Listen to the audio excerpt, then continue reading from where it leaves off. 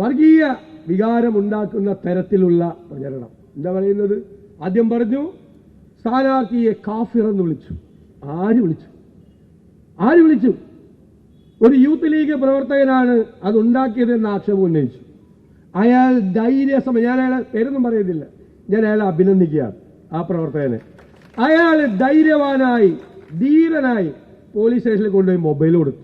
നോക്കിക്കോളാൻ പറഞ്ഞു, നിങ്ങൾ പരിശോധിക്കേ, പോലീസ് നോക്ക്, ഞങ്ങൾ ആരെങ്കിലും ആണെങ്കിൽ നിങ്ങൾ പരിശോധിച്ചോ, കേസെടുത്തോളാൻ പറഞ്ഞു.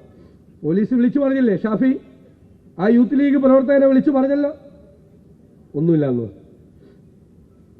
പറയുമ്പോൾ സ്ഥാനാർത്ഥി വന്നിട്ട് പറയാണ് എന്നെ കാഫിർ എന്ന് വിളിച്ചു. ആരാ വിളിച്ചത്? ആരും വിളിച്ചിട്ടില്ല. അപ്പൊ അതെന്തിനാ? അതൊരു വർഗീയമായ വിഭജനം ഇവിടെ ഉണ്ടാക്കണം. സ്ഥാനാർത്ഥി വിളിച്ചെന്നാണ് അവർ പറഞ്ഞത്. സ്ഥാനാർത്ഥി എല്ലാവരുടെയും നിരീക്ഷണത്തിലല്ലേ. ഈ സ്ഥാനാർത്ഥി പോകുന്ന സ്ഥലത്ത് ഒരു ക്യാമറ ഇല്ലാത്ത, ഒരു വീഡിയോ ഇല്ലാത്ത സ്ഥലമുണ്ടോ? പിന്നെ രഹസ്യമായിട്ടാണോ കാഫിർ എന്ന് വിളിച്ചത്? ആരും കേൾക്കാതെ? സ്ഥാനാർത്ഥി പറയണമെങ്കിൽ പരസ്യമായിട്ട് പറയണം, അല്ലെങ്കിൽ എവിടെയെങ്കിലും എഴുതി വെക്കണം. ഒരു സ്ഥലത്തും പറഞ്ഞിട്ടില്ല, ഒരു സ്ഥലത്ത് എഴുതി വെച്ചിട്ടില്ല, ഒരു സ്ഥലത്തും പറഞ്ഞിട്ടില്ല. അപ്പൊ ഇവരുടെ ഗൂഢാലോചനയാണ്, ഇങ്ങനെ പറഞ്ഞു.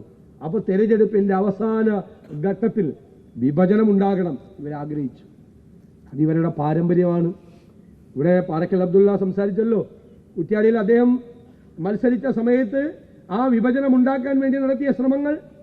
ഇപ്പൊ പഴയ CPM നേതാവ് വേണു, നമ്മുടെ ബാലകൃഷ്ണൻ അല്ലേ, പഴയ കൊയിലാണ്ടി ഏരിയ കമ്മിറ്റി സെക്രട്ടറി, അതിമനോഹരമായൊരു ഫേസ്ബുക്ക് പോസ്റ്റ് ഇട്ടിട്ടുണ്ടായിരുന്നു, ഞാൻ വായിച്ചു.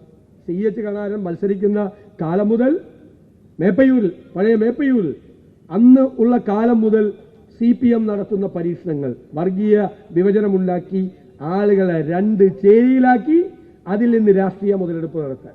അപ്പൊ ഞങ്ങളെല്ലാം ഇരുന്ന് ചിന്തിച്ചു, ഇതെന്താണ് തെരഞ്ഞെടുപ്പ് കഴിഞ്ഞിട്ടും ഇത് പറഞ്ഞുകൊണ്ടിരിക്കുക? അത് തെരഞ്ഞെടുപ്പ് കഴിഞ്ഞിട്ടും പറയണം, തെരഞ്ഞെടുപ്പ് കയ്യിൽ നിന്ന് പോയി, പിന്നെന്തിനാ ഇത് പറയുന്നത്? അപ്പോഴാണ് നിങ്ങൾ ആലോചിക്കേണ്ടത്, നിയമസഭാ തെരഞ്ഞെടുപ്പ് വരികയാണ്. ഈ പോക്ക് പോയ ഈ വടകര പാർലമെന്റ് മണ്ഡലത്തിൽ നിന്ന് എത്ര നിയമസഭാ സീറ്റുകൾ UDF ജയിക്കുമെന്ന് മനസ്സിലായല്ലോ. അപ്പൊ അത് തകർക്കാൻ വേണ്ടിയിട്ടുള്ള ശ്രമമാണിത്. ഇത് നിയമസഭ, ഇത് ഷാഫി പറമ്പിലിനെ ഉദ്ദേശിച്ചോ വടകര പാർലമെന്റ് തെരഞ്ഞെടുപ്പിനെ ഉദ്ദേശിച്ചല്ല. ഇത് വരാൻ പോകുന്ന നിയമസഭാ തെരഞ്ഞെടുപ്പിൽ ഭിന്നിപ്പുണ്ടാക്കാൻ വേണ്ടിയിട്ട്, ഈ നാട് ഭിന്നിപ്പിക്കാൻ വേണ്ടി നടത്തുന്ന ശ്രമമാണ്. പ്രധാനമന്ത്രി രാജസ്ഥാനിൽ പ്രസംഗിച്ചു. പ്രധാനമന്ത്രി ഇവിടെ ബാലൻസ് പോയാറിയല്ല, 400 സീറ്റുമായി അധികാരത്തിൽ വരും, മോദി അധികാരത്തിൽ വരുമെന്ന് പുള്ളി തന്നെ തന്നെത്താൻ പറഞ്ഞുകൊണ്ടിരിക്കുക. പറഞ്ഞ് അവസാനം 300ആയി. തിരുവനന്തപുരത്ത് വന്നപ്പോൾ അദ്ദേഹം പറഞ്ഞു, BJP പ്രവർത്തകരോട് പറഞ്ഞു, നിങ്ങൾ പേടിക്കണ്ട, നമ്മൾ എന്തായാലും എങ്ങനെയെങ്കിലും വരും അധികാരത്തിലെന്ന്. അങ്ങനെ പേടിച്ചു തുടങ്ങിയ ഘട്ടത്തിലാണ് അതുവരെയുള്ള മോഡി ഗ്യാരണ്ടിയും പോയി, എല്ലാ സാധനവും പോയി. രാജസ്ഥാനിലെ പ്രസംഗമാണ്. രാജസ്ഥാനിലെ പ്രസംഗത്തിൽ നുഴഞ്ഞു കയറ്റക്കാരാണ് മുസ്ലിങ്ങൾ അല്ലേ, കൂടുതൽ സന്താന ഉൽപാദനം നടത്തുന്നവരാണ് മുസ്ലിങ്ങൾ. എന്നിട്ട് അവിടെ കൂടിയിരിക്കുന്ന സ്ത്രീകളോട് പറയാണ്, അമ്മമാരെ, സഹോദരിമാരെ, കോൺഗ്രസ് അധികാരത്തിൽ വന്നാൽ നിങ്ങളോട് ഈ നിങ്ങളുടെ സ്വർണ്ണാഭരണങ്ങൾ മുഴുവൻ ഇവിടെ കൊണ്ടുവന്ന് വെക്കാൻ പറയും. എന്നിട്ട് നിങ്ങളുടെ സ്വർണ്ണാഭരണങ്ങൾ എല്ലാവരും എടുത്ത് മുസ്ലിമിന് കൊടുക്കും. ആരാ പ്രസംഗിക്കുന്നത്? ഇന്ത്യയുടെ പ്രധാനമന്ത്രി. എന്നിട്ട് പറയാണ്, ഇന്ത്യയിൽ മുസ്ലിങ്ങളുടെ ജനസംഖ്യ വർദ്ധിച്ചു വരികയാണ്. എന്താ കണക്ക്? 2015 ആരോ പറഞ്ഞു ഇന്ത്യയിൽ ഹിന്ദുക്കളുടെ ജനസംഖ്യ കുറഞ്ഞു വരികയാണ്. ഇന്ത്യയുടെ പ്രധാനമന്ത്രിയോട് കോൺഗ്രസിനുള്ളൊരു മറുപടിയുണ്ട്. 2011 സെൻസസ് ഉണ്ട്. 2011 സെൻസസിൽ എല്ലാ മതവിഭാഗങ്ങളുടെയും ജനസംഖ്യ കുറഞ്ഞു വരികയാണ്. അതിലേറ്റവും കൂടുതൽ ജനസംഖ്യ കുറഞ്ഞു വരുന്നത് ഇന്ത്യയിൽ മുസ്ലിങ്ങളുടെയാണ്, 5.1%. ഹിന്ദുക്കളുടെ കുറയുന്നത് 3.2%. ഉള്ളൂ.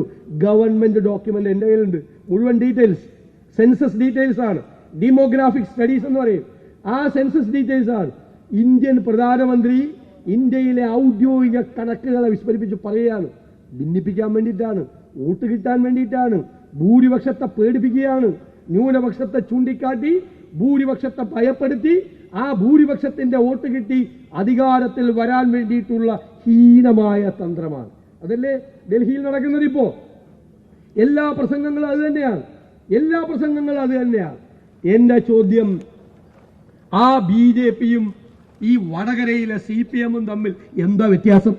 അതാ ചോദ്യം. വളരെ ലളിതമായ ചോദ്യമാണ്. ആ BJPയും ഈ വടകരയിലെ CPM-ഉം തമ്മിൽ എന്തു വ്യത്യാസം?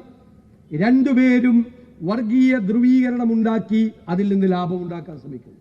രണ്ടുപേരും ഒരേ അപ്രോച്ച്, ഒരേ രീതി, ഒരേ ആറ്റിറ്റ്യൂഡ്. ഇവിടെ ജാതി ഉണ്ടായിരുന്നോ, മതമുണ്ടായിരുന്നോ? ഈ തെരഞ്ഞെടുപ്പിൽ അതായിരുന്നോ കണ്ടിരുന്നത്?